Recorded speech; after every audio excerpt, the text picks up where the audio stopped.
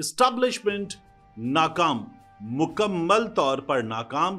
4 سال میں آزاد کشمیر میں چوتھا وزیر اعظم۔ یہ چوتھے وزیر اعظم کی جو کہانی ہے، یہ کہانی کہاں سے شروع ہوتی ہے؟ گو کہ راحیل شریف صاحب کو ایکسٹینشن نہیں ملی، یہاں اسلام آباد میں عمران خان صاحب کی حکومت کے خلاف سازشیں بڑھ رہی تھیں۔ جنرل فیصل سیر نے غلط کر دی تھی، جنرل فیصل سیر نے غلط کر دی تھی، جنرل فیصل سیر نے غلط کر دی تھی۔ بسم اللہ الرحمن الرحیم، السلام علیکم۔ یہ آپ کا اپنا ڈیجیٹل پلیٹ فارم ہے، میں طارق متین ہوں۔ واللہ خیر الماکرین، اللہ سب سے بہتر تدبیر فرمانے والا ہے، وہی بچائے گا میرے دیس کو بلاؤں سے، جو بارش میں شجر سے گھونسلہ گرنے نہیں دیتا، کیونکہ اس کی تدبیر تمام تدابیر کی امام ہے۔ اسٹیبلشمنٹ ناکام، مکمل طور پر ناکام۔ اسٹیبلشمنٹ کا تجربہ فیل ہو گیا۔ آزاد کشمیر کی جو صورتحال ہے، اس صورتحال میں اسلام آباد میں ایوان صدر اور سندھ ہاؤس، جہاں منڈی لگتی ہے، جہاں بولی لگتی ہے، عمران خان کی حکومت گرانے کے وقت بھی بولی لگی تھی، اور اب ایک بار پھر وہاں پر ہم نے بولیاں لگتے ہوئے دیکھا ہے، لوگوں کو جاتے ہوئے دیکھا ہے، ضمیر بدلتے ہوئے دیکھا ہے، فیصلہ کرتے ہوئے دیکھا ہے۔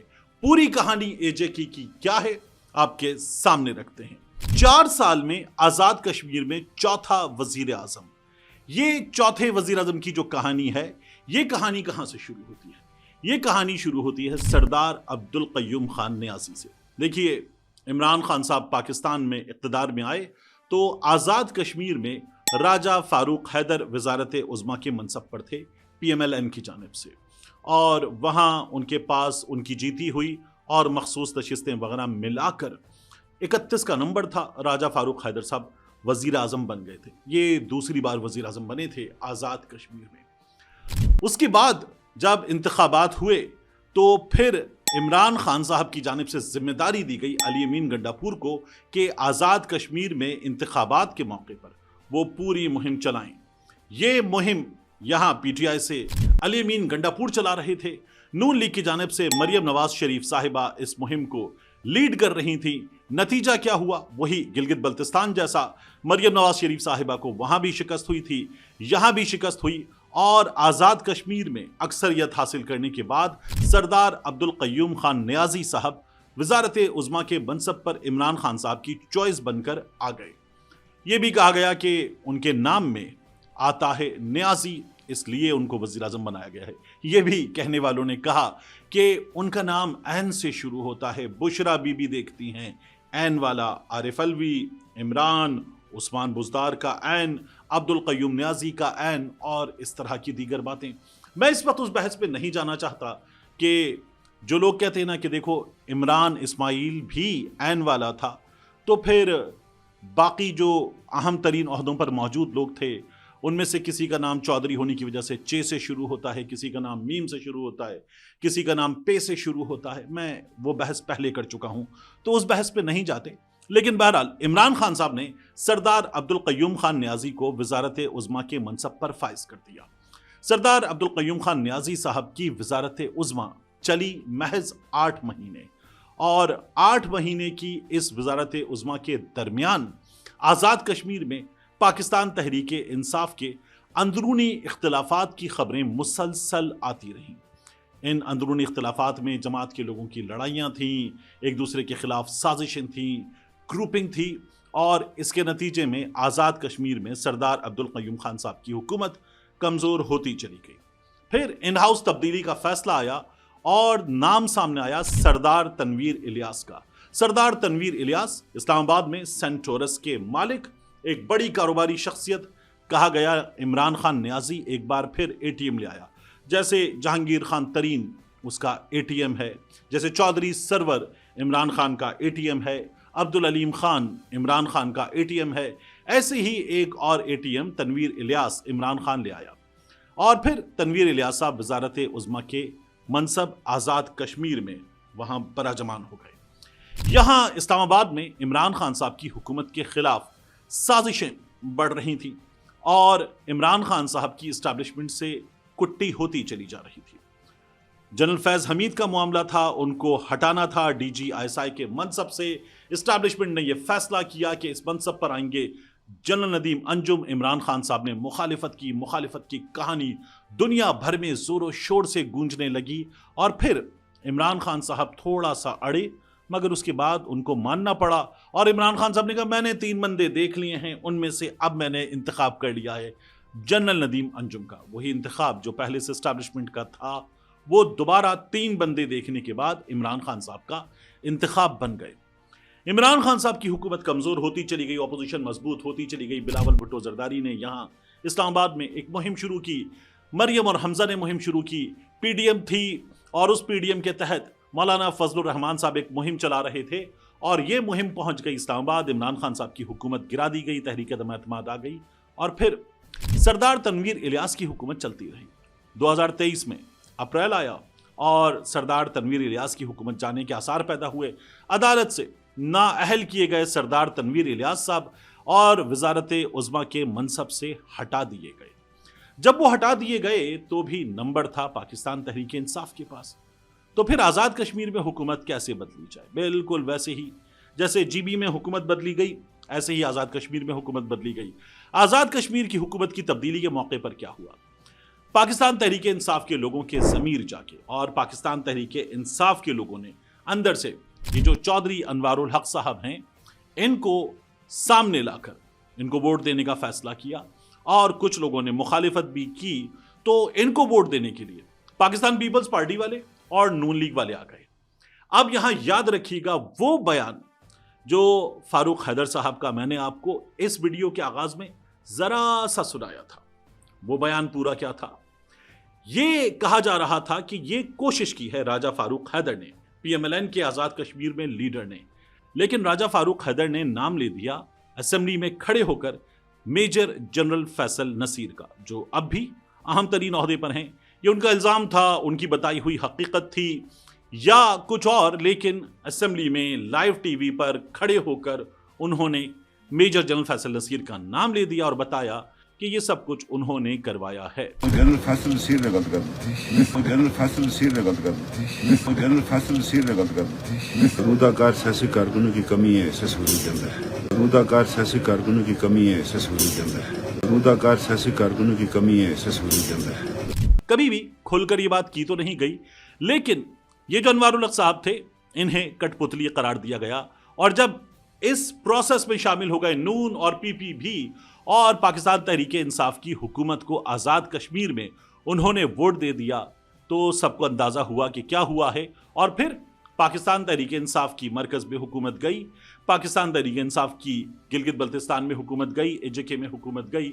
ये हमारे सामने कहानियां मौजूद हैं। जब वो हुकूमत चली गई तो चौधरी अनवारुल हक आ गए। चौधरी अनवारुल हक की हुकूमत चली, लेकिन बहुत मुश्किलात के साथ चली। चौधरी अनवारुल हक की हुकूमत ऐसी थी कि इस हुकूमत में हमने ये देखा कि आज़ाद कश्मीर में 3 बड़े मुजाहिरे हुए, आटे के लिए, बिजली के लिए, फिर उसके बाद अवामी हुकूक के लिए। ये जो मुहाजिरीन की सीटें हैं, मुहाजिरीन की सीटें, मजाक देखिए कि आज़ाद कश्मीर के असेंबली का मेंबर हो बंदा, लेकिन बैठा हुआ हो गुजरात में, बैठा हुआ हो कहीं खैबर पख्तूनख्वा में, बैठा हुआ हो कहीं सिंध में, और यहाँ से वोट लेकर वो वहाँ का मेंबर हो, वहाँ की मुराद ले रहा हो, गाड़ी ले रहा हो, तनख्वाह ले रहा हो, बाकी काम कर रहा हो, लेकिन वो हो यहाँ पर मुहाजिर सीटें। तो ये मुहाजिर सीटें ख़त्म की जाएं। अवामी एक्शन कमेटी ने ये मुतालबा भी रखा। अनवारुल हक की हुकूमत, जिसे इस्टेब्लिशमेंट की हुकूमत करार दिया जाता है, वो इतनी कमज़ोर निकली, इतनी फारिग निकली कि उसके खिलाफ जो मुजाहिरे थे ये बहुत भरपूर अंदाज में हुए। इस्लामाबाद से इन मुजाहिरों को कंट्रोल करने के लिए कुमक बार बार भेजी गई, लेकिन आज़ाद कश्मीर का डिफ़िकल्ट टेरेन और अवामी एक्शन कमेटी के भरपूर मुजाहिरे, कोई मुकाबला ही नहीं था। हर बार मुजाहिरीन कामयाब हुए, अपने मुतालबात बनवाए, और हर बार मुजाहिरीन को रोकने की कोशिश नाकाम होती रही। मुजाहिरीन आगे बढ़ते रहे, अनवारुल हक की हुकूमत कमज़ोर होती रही। और फिर हमने ये देखा कि इस कमज़ोर तरीन हुकूमत के बारे में ये बातें शुरू हो गई कि ये हुकूमत मुस्ताफ़ी होकर घट जाएगी, ये जो वज़ीर आज़म है ये इस्तीफ़ा देंगे, या इनके खिलाफ तहरीक अदम एतमाद आएगी। अगला सेटअप आएगा तो आएगा कैसे? क्योंकि इस वक्त जो सेटअप है, ये सेटअप चलाया जाए, असेंबली तहलील ना की जाए, ये पाकिस्तान की तरह वहां पर भी फैसला किया गया है। आप देखिए कि पाकिस्तान में गुज़श्ता कुछ अरसे में क्या हुआ। جب یوسف رضا گیلانی کو گھر بھیج دیا گیا، ان کے بعد راجہ پرویز اشرف آ گئے، تو بھی اسمبلی نے مدت پوری کی۔ ہم نے دنیا کو یہ بتایا کہ ہمارے ہاں جمہوریت اور جمہوری اسمبلی 5 برس پورے کرتی ہے، لیکن اسٹیبلشمنٹ اور حکومت کے تعلقات میں اسٹیبلشمنٹ بڑی تگڑی نظر آئی۔ اسٹیبلشمنٹ نے اپنی منمانی کی اور کیانی صاحب کو توسیع بھی ملی۔ پھر میاں نواز شریف صاحب کی حکومت تھی، میاں نواز شریف صاحب اقتدار سے نکالے گئے، ان کے نکالے جانے کے بعد شاہد خاقان عباسی آئے اور اسٹیبلشمنٹ جو تھی وہ بہت تگڑی تھی۔ گو کہ راحیل شریف صاحب کو ایکسٹینشن نہیں ملی، لیکن اسمبلی نے فیصلہ کیا جنرل راحیل شریف کو سعودی عرب میں یہ جو اسلامی ممالک کی فوج ہے اس کی سربراہی کرنے دی جائے، اور وہ وہاں چلے گئے۔ اور پھر اس کے بعد یہاں جنرل قمر جاوید باجوہ آ گئے، اور مسلم لیگ نون کے قائد میاں نواز شریف نے لندن میں بیٹھ کر یہاں سے فرار اختیار کرنے کے بعد کہا، جنرل قمر جاوید باجوہ صاحب، جنرل فیض حمید صاحب، حساب آپ کو دینا ہوگا۔ تو اسٹیبلشمنٹ نے ایک وزیر اعظم نکال دیا، نون لیگ یہ بات کرتی رہی، شاہد خاقان عباسی صاحب آ گئے، اور پھر پاکستان کی دوسری اسمبلی نے مدت مکمل کی۔ اسٹیبلشمنٹ اقتدار کے اس کھیل میں مسلسل حاوی رہی، موجود رہی اور پالیسیز چلانے میں اس کا حصہ رہا، لیکن اسٹیبلشمنٹ اب گزشتہ کچھ عرصے سے مسلسل اقتدار میں پیچھے رہ کر شامل رہی ہے۔ اقتدار میں آ جائے اور اقتدار پر بیٹھ کر اقتدار چلائے، یہ نہیں کیا گیا۔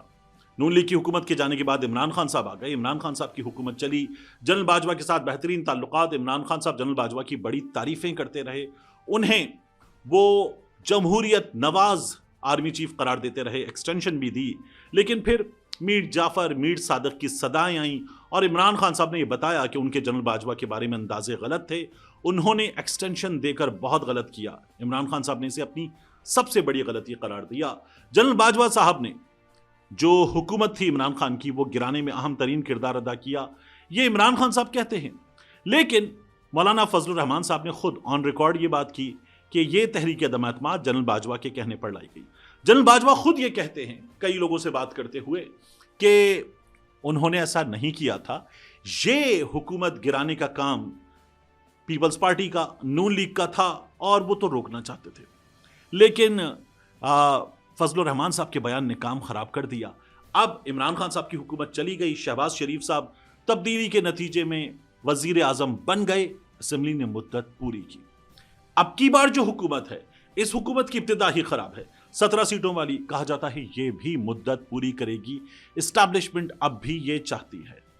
یہاں سے واپس رخ کرتے ہیں آزاد کشمیر کا۔ آزاد کشمیر میں 8 مہینے باقی ہیں، وہاں پر موجود لوگ یہ بتانے کہ 8 مہینے میں ہم کیا کر لیں گے، 8 مہینے میں ہم اقتدار میں کیا چینجز لے آئیں گے۔ لیکن اب اقتدار جا رہا ہے آزاد کشمیر میں پاکستان پیپلز پارٹی کے پاس۔ نمبر 27 کا پاکستان پیپلز پارٹی نے پورا کر لیا ہے۔ ادی فریال ٹالپور صاحبہ سے جا کر ملاقاتیں کی گئی ہیں، سندھ ہاؤس میں آصف علی زرداری صاحب نے ایوان صدر میں اہم ترین ملاقاتیں اور مشاورت کا سلسلہ جاری رکھا، اور اس کے نتیجے میں پاکستان پیپلز پارٹی نے نمبر پورا کیا۔ نون لیگ اب یہ کہہ رہی ہے کہ آزاد کشمیر میں ہم اپوزیشن میں بیٹھیں گے، ہم حکومت کا حصہ نہیں بنیں گے۔ یہاں پاکستان میں پیپلز پارٹی حکومت کا حصہ نہ بننے کا اعلان کرتی ہے، لیکن اہم ترین عہدوں پر موجود ہے۔ اب نون لیگ اپوزیشن میں بیٹھنا چاہتی ہے اور وہاں حکومت کے خلاف نہیں جائے گی۔ مقصد کیا ہے؟ مقصد یہ ہے کہ یہ جو حکومت ہے اس وقت چودھری انوار الحق کی، جس سے ایک مکمل کٹ پتلی حکومت، اسٹیبلشمنٹ کی حکومت قرار دیا جاتا ہے، اس کی گرپ اتنی کمزور ہے کہ اس کے خلاف بڑے بھرپور عوامی مظاہرے ہو رہے ہیں۔ ان بھرپور عوامی مظاہروں میں جو نعرے لگے ہیں، ان نعروں میں وفاق پاکستان کے خلاف بھی نعرے لگے ہیں، اور وفاق پاکستان کے خلاف نعرے لگنے پر آزاد کشمیر میں موجود سیاسی رہنما یہ کہتے ہیں کہ ہم نے ضمیر کے مطابق فیصلہ کیا ہے، اور ہم یہ فیصلہ کرتے ہوئے پاکستان میں لگنے والے نعروں پر پریشان بھی ہیں۔ اب یہ پریشان لوگ پاکستان پیپلز پارٹی میں شامل ہو گئے۔ ان میں ملک ظفر تو یہ بھی کہتے ہیں کہ میں اسٹوڈنٹ پالیٹکس میں پاکستان اسٹوڈنٹس فیڈریشن کے ساتھ تھا، پیپلز اسٹوڈنٹس فیڈریشن کے ساتھ تھا، تو اب میں پھر واپس آ گیا ہوں، میں نے اپنے ضمیر کی آواز پر یہ فیصلہ کیا ہے۔ 8 مہینے میں کیا ہوگا؟ 8 مہینے میں اسٹیبلشمنٹ کا ناکام وزیر اعظم ہٹ جائے گا، اور یہ جو عوامی ایکشن کمیٹی सियासी खला को पुर करने के बाद, क्योंकि वहां तो कोई है ही नहीं, नून हुकूमत में, पीपल्स पार्टी हुकूमत में, पीटीआई की हुकूमत गिराने के बाद पीटीआई के लोग हुकूमत में, तो सब हुकूमत में है, अवाम की बात कौन करेगा? इसीलिए तो अवामी एक्शन कमेटी कहती है कि तुम सारी मुराद लेते हो, मुहाजिरीन की सीटों पर बैठते हो और केपीके में होते हो, गुजरात में होते हो, मुराद आजाद कश्मीर के फंड से लेते हो, काम यहां करते नहीं हो, तो तुम्हारी इन मुहाजिरीन सीटों को खत्म क्यों ना कर दिया जाए? ये सीटें पाकिस्तान में ताकतवरों की जरूरत हैं, क्योंकि इन पर जो लोग लाए जाते हैं उनके नतीजे में आजाद कश्मीर में जब जो करना हो वो कर लिया जाए, ये काम किया जा सकता है। ये आजाद कश्मीर की पॉलिटिक्स की इस वक्त की कहानी है। हिंदुस्तान से बड़ी तनकीद की जा रही है कि देखो आजाद कश्मीर में कितने बड़े मुजाहिरे हो रहे हैं। इन मुजाहिरों के नतीजे में यह नजर आ रहा है कि पाकिस्तान के पास जो आजाद कश्मीर है वो उसे संभालने में नाकाम है। यहां एक वजीर आजम नया आ जाएगा, अवामी एक्शन कमेटी ने जो खलापुर किया है शायद वो कम हो जाएगा, कहा जाएगा सियासी बंदा आ गया है और अब इस्टेब्लिशमेंट की हुकूमत नहीं है, पाकिस्तान पीपल्स पार्टी का वजीर आजम है, जिसे इख्तिदार से निकाला था उसके आदमियों को तोड़कर हुकूमत नहीं बनाई गई, और फिर यह साबित करने की कोशिश की जाएगी कि अब आजाद कश्मीर में चीजें बेहतर हैं और गुजरात के इलेक्शन में नरेंद्र मोदी जैसे लोगों को ये सूरत हाल कैश करने का मौका ना मिले। ये एक सोच है, मगर आप देखिए कि इतना भरपूर तजुर्बा पाकिस्तान तहरीक इंसाफ की हुकूमत मरकज में गिराने के बाद किया गया और वो तजुर्बा नाकाम रहा। गिलगित बल्तिस्तान में तजुर्बा नाकाम रहा, विफाकी पाकिस्तान में जो तजुर्बा इमरान खान की हुकूमत गिराने के बाद किया गया और अब भी जो सिलसिला चल रहा है वो नाकाम है। अवाम में उसकी पजीराई सिफर है और इसी वजह से पाकिस्तान की इस्टेब्लिशमेंट एक मुश्किल सूरत हाल से दो चार है। बयानिए की लड़ाई में वो पीछे है, गो के हिंदुस्तान से लड़ाई वो जीत चुकी है। मिलते हैं इंशाल्लाह आपसे अगली वीडियो में।